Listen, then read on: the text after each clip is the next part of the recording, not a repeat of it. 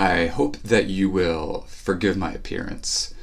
I have not shaven in now 2 days, I think, and I usually shave every day. Sometimes I will allow myself to skip a day, and even if I skip a day, I always shave up here every day.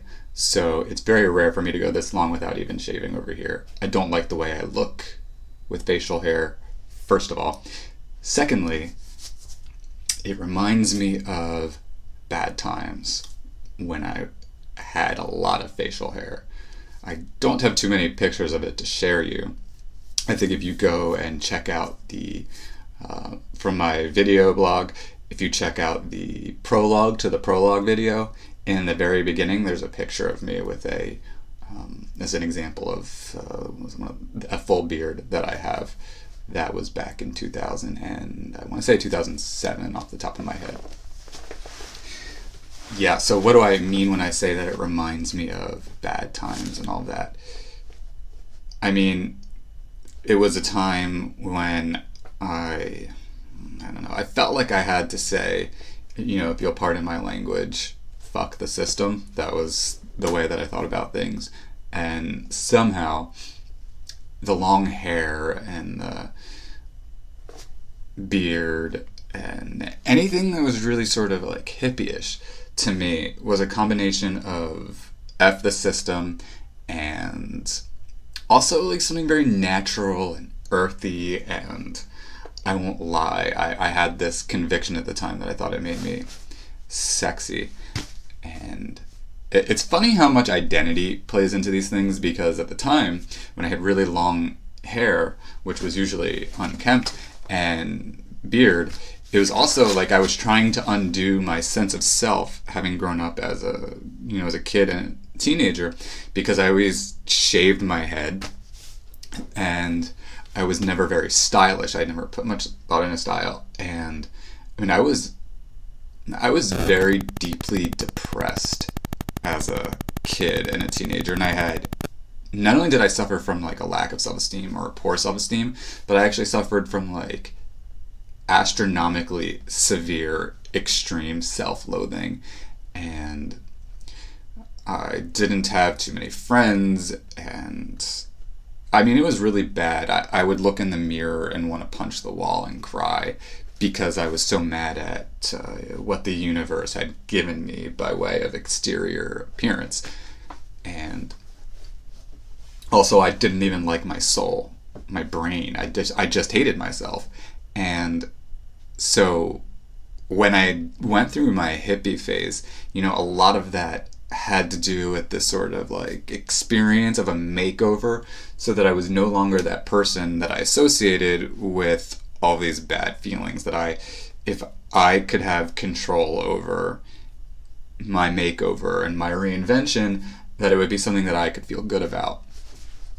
And that was, I felt, was a sense of self, even away from the self that, as opposed to sort of being born with the self, a sense of self being born with, I can't explain it, but it's like, because I was very deterministic, very much a fatalist in my younger days, it was a sense of being handed a self, being handed a soul, being handed a mind, being handed a way, and as if it was just always going to be that way. And though I didn't quite turn into a belief in free will, I landed on this time in my life when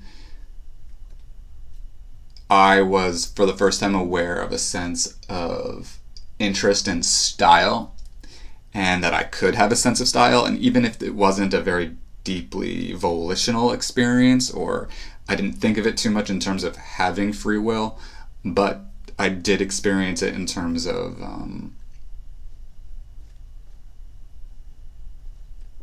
as if it made sense to me to do things like grow my hair really long and not to do much with it other than let it be wavy like this, or I think I tried to braid it once or twice, to grow out my beard. And with the hippie thing, I would have to honestly spend a lot of time really reflecting on the depths of the hippie phase and how that all exactly transpired.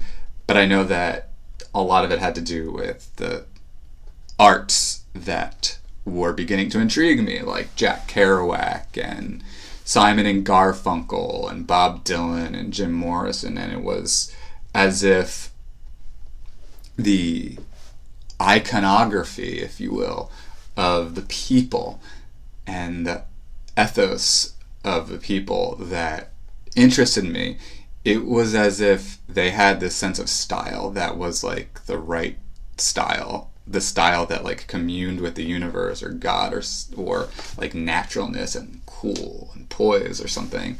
And I just dove into it. And I went all out. I tie-dyed my shirts, and I put patches on them, and rainbow patches, and I did the same things with my jeans, etc., etc. Point being, this is a part of myself that I actually am not quite proud of,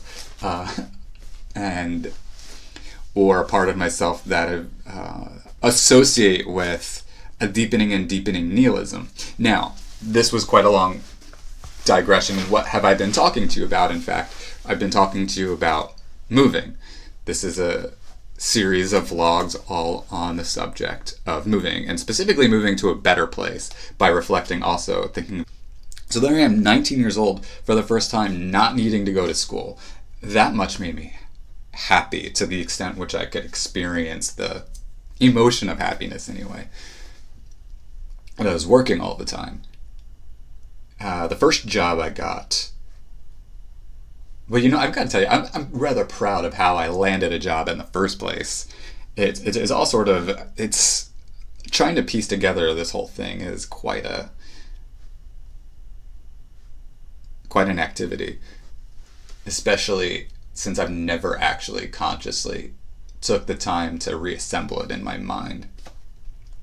There are a few times I attempted to write a memoir or an autobiography, and I've done a lot of attempts at semi-autobiographical fiction so that I could somewhat access my memories of things like living in South Beach and what that was like, but I never got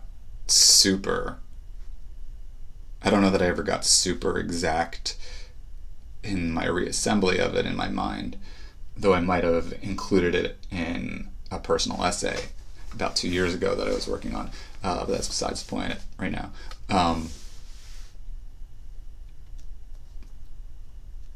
But where was I going? Job, right? But with respect to initiating the move and how I assembled and orchestrated myself during the early phase of that move and transition from New Jersey life to South Beach life, there was almost like a period of sparkle in that, okay, I had money. I was very assertive in landing myself a job interview before I got there. And by the time I was settled into my first bunk in the first hostel, I think my first or second day in South Beach, I got the job that I had established an interview for, which was the first one. And that was to be a barback at a bar on Lincoln Road. And that was a job where my function was, among the duties, was to obviously help the bartenders and stock the ice, clean the dishes. It was also my job to cook and to prep food as well, to prep raw ingredients and to cook the various sandwiches and stuff. And that all just really turned out to be a disaster for a lot of reasons. So it's interesting in that, in terms of, in terms of getting from point A to point B, from New Jersey to South Beach, and putting myself in a situation where I was at least in a setup where I could elevate, make more money, get a better place to live, and actually save money and make something of myself if I wasn't going to go to college, if I was just going to be that poet. Like, I set myself up well. That much I think I did pretty decently. But then I just let go immediately. Oh, by the way, I think I lied. I'm not sure that was the first job I got. I actually got one job before that.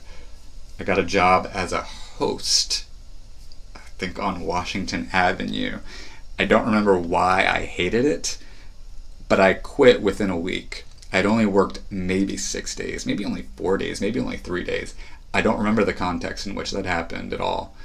The only thing I can remember about that was that I worked with a guy from South Africa who had a accent, and I think at first I thought it was British. He was the first person from South Africa I ever met.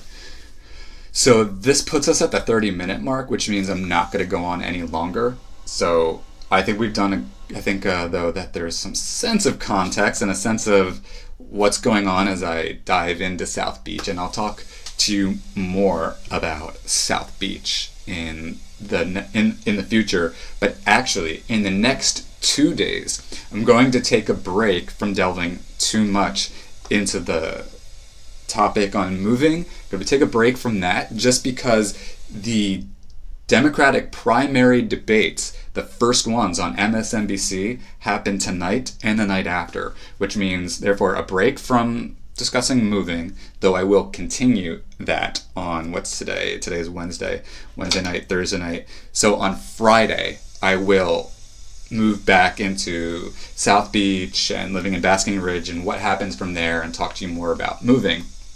But for the next 2 days, I want to, because I'm also very political, and part of the public comment vlog is offering a public comment on politics and offering analysis on politics, both the philosophy behind political and policy ideas that we have, but also really looking at what's happening that's of significance to us as voters, and the state of our country, the state of the world.